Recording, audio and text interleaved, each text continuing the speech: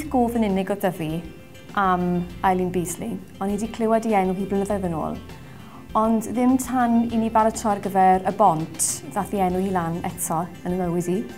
Ac dechreuais i ddarllen yn ei hanes i a cael eitha sioc a gwir y gwir, bod fi ddim yn gwybod mwy amdani fi.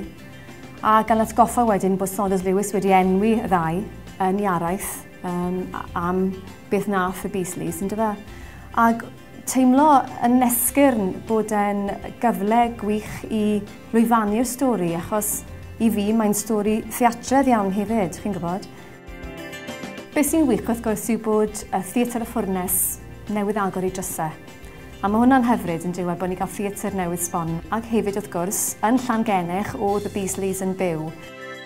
Dwi'n credu bod na excitement mawr, dwi'n credu bod ni'n mynd i edrych ar y stori a dod i'w trothwy i'w drws nhw. Yn credu mae'n bwysig dros ben bod y stori yn cychwyn fan ar y daith. I'r Beasleys oedd e'n brotest mor bersonol, chi'n gwybod, ond nhw yn erbyn y byd, a'r ddoi ar ben ei hunain, jyst yn neud e. Mae'n ddiddorol iawn i ni gymharu nawr o'r cyfnod yna.